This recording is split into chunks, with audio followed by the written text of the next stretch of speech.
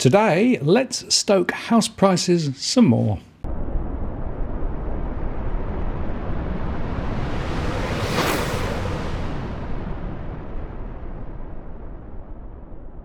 Hello again, it's Martin North from Digital Finance Analytics, working at this post covering finance and problem news with a distinctively Australian flavour.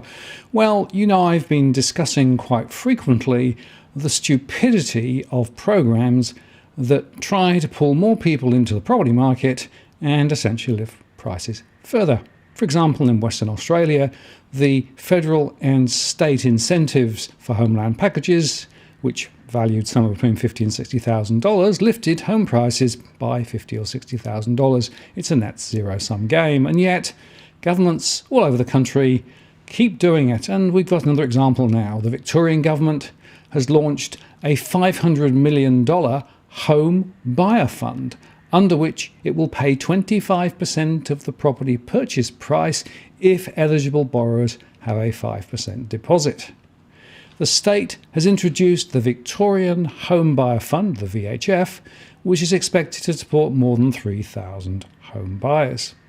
Under the $500 million VHF, eligible participants will only require a minimum deposit of 5%, while the government will provide up to 25% of the purchase price in exchange for an equivalent share in the property. The remaining 70% will be financed by the home buyer's chosen lender. The lending participants currently include Bank Australia and Bendigo Bank.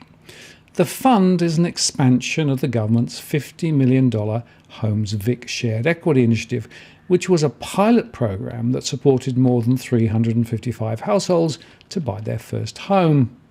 However, eligibility criteria under the VHF will be broader than the Homes Vic pilot, which would make shared equity accessible to more home buyers, according to the Victorian Government. Under the new scheme, home buyers will no longer be required to be first home buyers.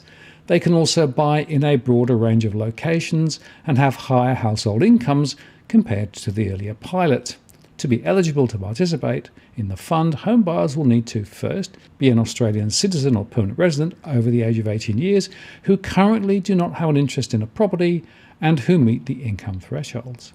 Have a gross annual income of $125,000 per annum or less for individuals, or $200,000 or less per annum for joint applicants. Occupy the purchased property as their principal place of residence. Not purchase the property from a vendor who is related. Not own any interest in any land at the time of purchase, including as trustee of a trust or beneficiary under the trust. And not be acting as a trustee of a trust. And not be a shareholder of any corporation other than a public company that owns any land. If subsequent assessments by the state and a participating lender are approved, eligible participants must become registered property owners of the property they purchase. Aboriginal and Torres Strait Island home buyers can buy with a deposit as low as 3.5% and receive a government contribution of up to 35% in exchange for an equivalent share in the property. Home buyers can buy out the government share at market value over time if they choose, with funds then reinvested to help other prospective home buyers enter the market. As the value of the property changes, so too will the value of the state's share or interest in the property, which will mean that the VHF will share in any gains in the home buyer's property value, or losses, of course. Participants can repay the Homebuyer Fund's share or interest in their property over time, and repayments can be made using refinancing, savings, and from proceeds when the property is sold.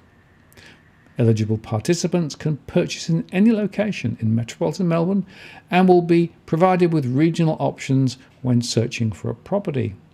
Property price caps are $950,000 in metropolitan Melbourne and Geelong, and $600,000 in regional Victoria, excluding Geelong. The purchase can be for an existing or new property, provided the certificate of occupancy has been issued prior to the date of the contract of sale, meaning that off-the-plan property purchases are not eligible.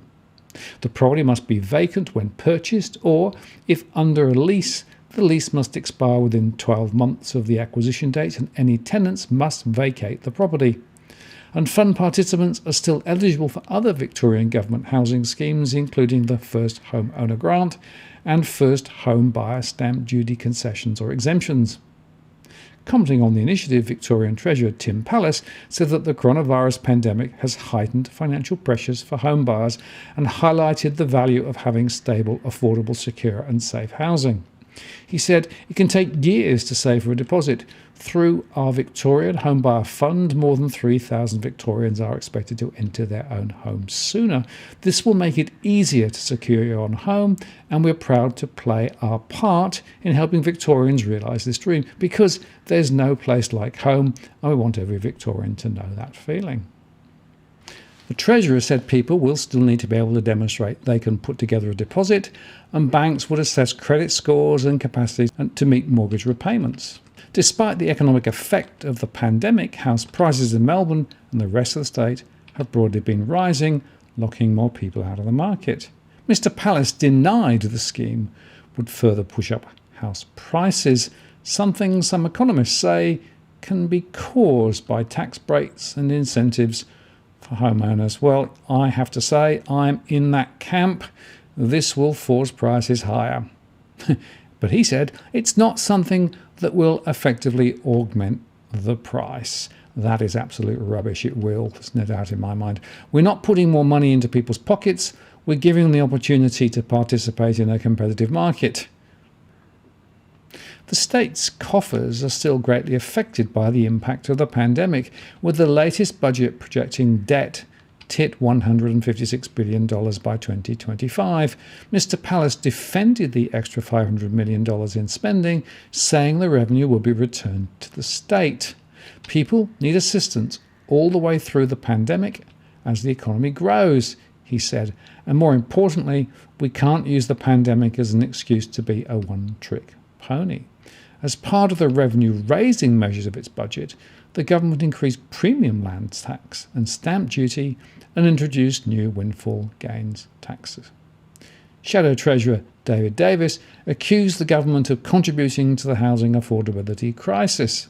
These programs are part of their approach to give with one hand and take away with the other, he said in a statement. The massive taxes on new homes have been jacked up to pay for Labor's mismanagement of infrastructure projects and their cost blowouts.